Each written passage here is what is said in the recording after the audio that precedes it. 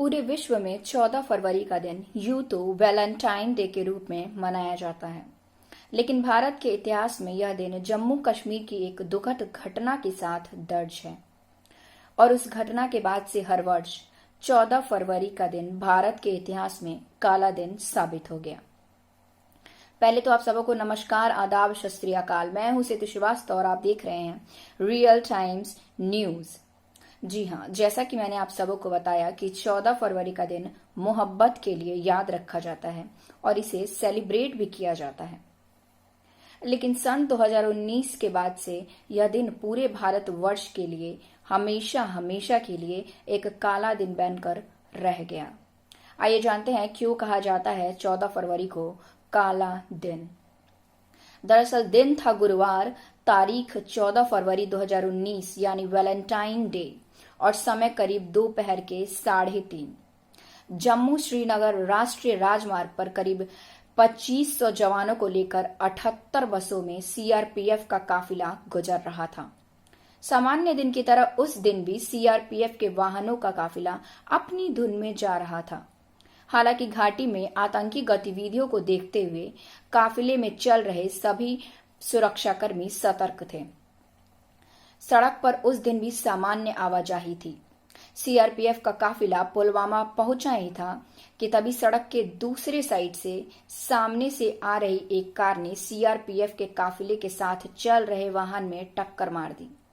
जैसे ही सामने से आ रही एसयूवी काफिले में टकराई और तब तक कि आरपीएफ के जवान कुछ समझ पाते, तब तक विस्फोटकों से लदी इस कार ने ऐसा धमाका किया जिससे पूरा देश दहल उठा। 14 फरवरी का दिन भारत के इतिहास में काला दिन साबित हो गया। सड़क के दूसरी तरफ से आकर आतंकी ने कार में सीआरपीएफ जवानों के काफिलों के एक वाहन में टकराकर ऐसा धमाका किया जिसमें न सिर्फ जवान शहीद हुए बल्कि बस के परखच्चे उड़ गए। यह बात भारतीय जवान जब तक समझ पाते, आतंकियों ने गोलियां बरसानी शुरू कर दी। इसके बाद भारतीय जवानों ने भी तुरंत पोजीशन ली और काउंटर फायरिंग शुरू कर दी। सीआरपीएफ जवानों की फायरिंग देखकर आतंकी वहां से भाग निकले।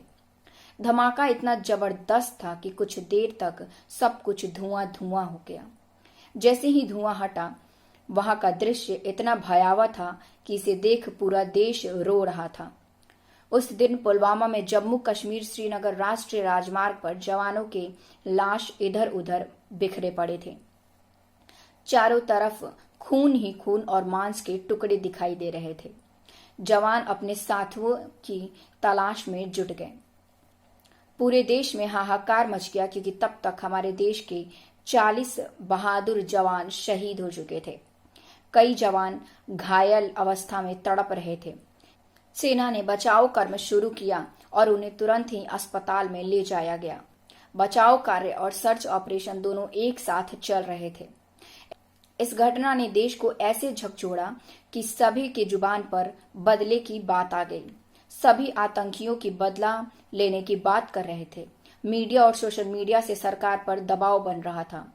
हर नागरिक, सिविल सोसाइटी और विपक्ष सरकार को आतंकवादियों और उसके आका पाकिस्तान से बदला लेने के लिए कह रहा था। फिर आखिरकार ऐसा हुआ भी। भारतीय सेना ने पुलवामा हमले के ठीक 12 दिन बाद आतंकियों पर हमला किया।